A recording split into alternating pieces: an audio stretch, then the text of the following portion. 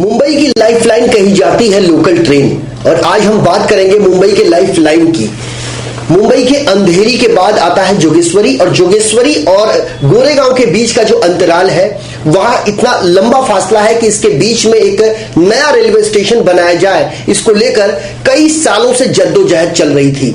और इसी कड़ी में आज हमारे साथ है मोहम्मद पटेल साहब, जो कई बार धरना आंदोलन कर चुके हैं, कई बार सरकार को इंटीमेट कर चुके हैं, कई बार अपना ज्ञापन वो राष्ट्रपति से लेके एक मंत्री तक सौंप चुके हैं, लेकिन आज तक उनके द्वारा दिए गए किसी भी आवेदन पर कोई भी अमलीकरण नहीं हो पाया है। आज हम बात करेंगे मुंबई के राम मंदिर रोड रेलवे स्टेशन की, जो एक नया रेलवे स्टेशन बना हुआ है। लेकिन मोहम्मद पटेल साहब जो कई सालों से यह आंदोलन कर रहे थे कि जोगेश्वरी और गोरेगांव के बीच में एक नया रेलवे स्टेशन तैयार किया जाए, और आज वो हो चुका है। लेकिन मलाल इस बात का है कि जो नाम इन्होंने अनुमोदित किया था उस नाम पर मोहर न लगाकर कोई दूसरा नाम रखा गया है, जिसको लेकर आज मोहम्मद पटेल साहब की जो लड़ाई है कहीं ना कहीं से अधूरी है। आज हम बात करेंगे मोहम्मद पटेल साहब, आपसे ये जानना चाहेंगे, राम मंदिर रेलवे स्टेशन का निर्माण हो चुका है, सबसे पहली प्रतिक्रिया आपकी।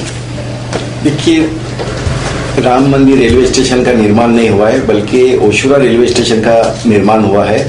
मैं करीब 18 साल से उस रेलवे स्टेशन को बनाने के लिए काफी प्रयास कर रहा हूं। मैं कोई सरकारी आदमी नहीं हूं, ना मंत्री हूं, ना कोई एमएलए खासदार हूं, लेकिन मैं एज एक सोशल वर्कर के नाते जनता की समस्या को समझते हुए मैंने उस इश्यू के ऊपर काफी मेहनत किया, रेल रोको आंदोलन किया। मैंने आपको तस्वीरें भी बताया कि मैं ट्रेन पे चढ़ा हुआ हूँ, रेलवे बजट की कॉपियां मैंने जलाया, बॉम्बे हाई कोर्ट में पीआई फाइल किया।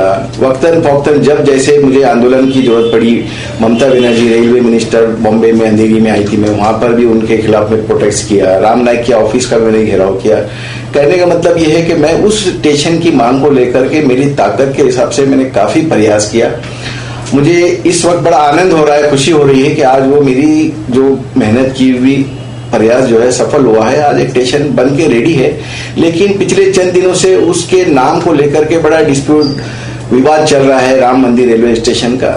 बीजेपी के लोग जो है देश में बड़ी राम मंदिर बनाने का सपना देख रहे थे, लेकिन आज उतनी ऊंची सोच के लोग जो है आज इतने छोटे लेवल पर आ गए कि मामूली सा रेलवे स्टेशन को जो है राम मंदिर का नाम दे रहे हैं। बल्कि ये राम मंदिर रेलवे स्टेशन का हम विरोध नहीं करते हैं, बल्कि नाम आप कुछ भी दे सकते हैं, आपकी सरकार है, लेकिन उतने बड़े व्यक्ति का नाम आप जो है ऐसे छोटे स्टेशन पे देकर के आप उनका जो है कद छोटा कर रहे हैं, राम जी का कद छोटा कर रहे हैं। ये मेरे लिए तो बड़ा एक, मैं मुस्लिम हूं, मैं फिर भी राम जी का जो है मैं कदर करता हूं, लेकिन बीजेपी वालों को पता नहीं क्या हो गया, एक चंद वोटों की राजनीति के लिए जो है कहीं पर भी राम का झंडा लेकर के घुस जाते हैं और उसके उनके नाम के ऊपर पॉलिटिक्स करते हैं। ये अच्छी बात नहीं है।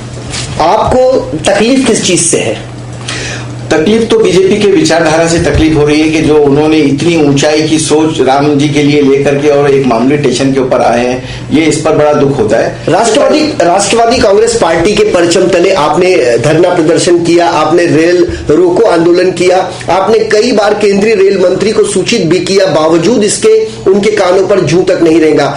कल तक जब कोई पत्राचार किसी केंद्रीय मंत्री से किया जाता था तो उसका जवाब नहीं आता था, जबकि आज भारत के प्रधानमंत्री को यदि कोई लेटर भेजा जाए तो तत्काल उसका जवाब आता है।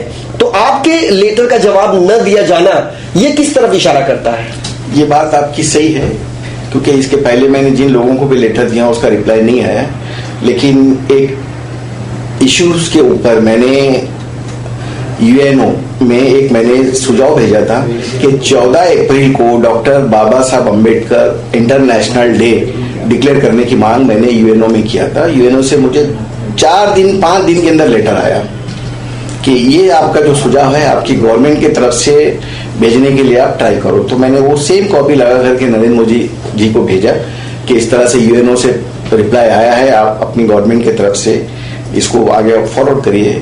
उनका भी जो है मुझे रिप्लाई आया कि आपका ये जो लेटर है हम जो है ये एक्सटर्नल मिनिस्ट्री को फॉरवर्ड कर रहे हैं, क्योंकि एक्सटर्नल मिनिस्ट्री ये चीजें देखती है। तो कहने का मतलब ये है कि रिप्लाई तो आया है मोदी जी के यहाँ से अलग इश्यूज के ऊपर, लेकिन ये इश्यूज के ऊपर मैंने जो भी प्रयास किया था कंसर्न मिनिस्ट्री की तरफ से या कंसर्न डिपार्टमेंट की तरफ से कोई रिप्लाई नहीं आया, लेकिन उसके बावजूद भी मैंने जो है मेरा आंदोलन मैंने जारी रखा। मैंने ये परवाह नहीं किया कि किसी का लेटर आए नहीं आए, मैं स्टेशन बनने तक मेरा प्रयास को जारी रखा। आज स्टेशन बन चुका है। अब 22 तारीख को 4 बजे उसका ओपनिंग भी होने वाला है। इसके पहले 15 दिन पहले भी ओपनिंग था, लेकिन किसी कारण शायद वो पोस्टपोन्ड हुआ। अब 22 तारीख की डेट फिक्स है और वो शायद अब राम मंदिर का ही फीता कटने वाला है 22 तारीख को, ऐसा लग रहा है।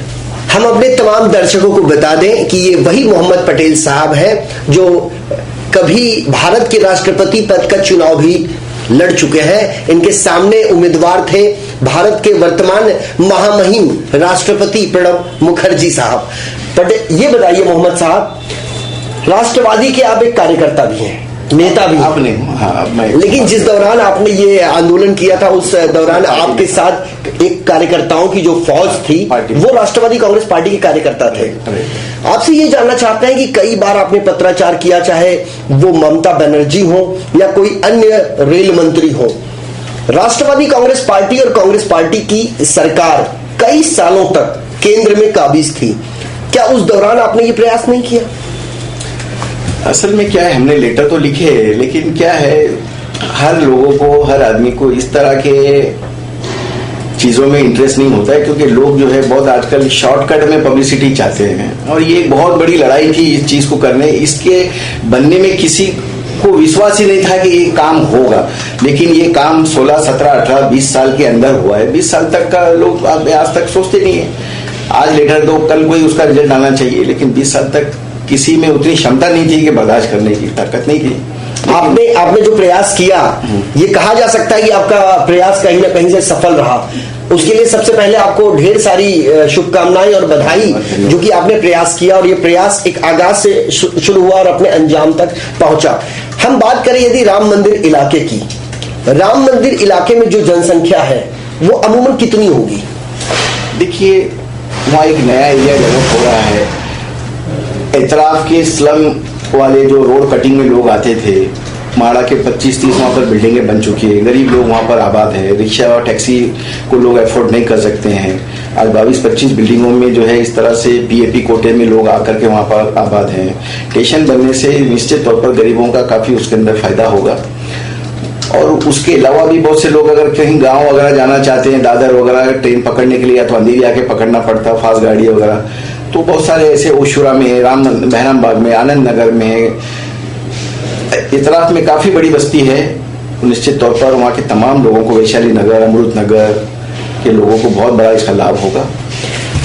उत्तर मुंबई संसदीय क्षेत्र के बतौर सांसद थे राम नाईक साहब, जो वर्तमान में उत्तर प्रदेश के राज्यपाल भी हैं, और जिस दौरान वो केंद्रीय रेल मंत्री हुआ करते थे, क्या आपने कभी उनसे मुलाकात करने की कोशिश नहीं की? क्या, मैंने उनके ऑफिस का घेराव किया था, धरना दिया था, उनका लेटर भी मेरे पास में है। उस टाइम पर रेलवे के पूरे जो काम देखते थे, MUTP मुंबई अर्बन, उसके अंदर में आप जाइए, तो मैंने लेटर भी उनको दिया और उनका भी इंटरेस्ट था उसके अंदर, क्योंकि वो लोकल MP रह चुके हैं।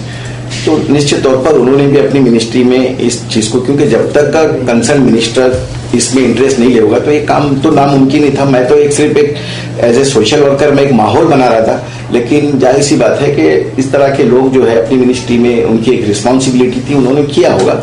साल 2001 से आपकी लड़ाई चल रही है गोरेगांव और जोगेश्वरी के बीच में एक नए रेलवे स्टेशन के निर्माण कार्य को लेकर। ममता बनर्जी साल 2009 में जब केंद्रीय रेल मंत्री थी, उस दौरान वो मुंबई के अंधेरी में आई थी। आपने उनको ज्ञापन भी सौंपा था, जो कि फाइल आपके पास है। हम चाहेंगे वो फाइल आप दर्शकों को दिखाएं। देखिए, जिस वक्त मैं रेल रोको आंदोलन किया था तो उस वक्त भी ममता बनर्जी ही रेलवे मिनिस्टर थी। 2009 में वो अंधेरी स्टेशन पे I as a rail minister कुछ उद्घाटन के लिए। तो उस वक्त भी जो है ये ममता बनर्जी को ही मैंने लेटर एड्रेस किया था 2009 में, जी सॉरी 2000 में। उसके बाद सेम इश्यूज के ऊपर ममता बनर्जी को मैंने रेलवे मिनिस्टर को लिखा हूँ, ये 2009 में। तो ये हो गया 9 साल पुराना लेटर। 2000 और फिर 2009 दोनों सेम एक ही मिनिस्टर थी जिनका नाम था ममता बनर्जी, 2000 में भी और 2009 में भी। और जिस तरीके से आप ये लेटर थोड़ा हम चाहेंगे आप हमें दिखाएं, दर्शकों को भी हम बता दें कि ये 2 लेटर है।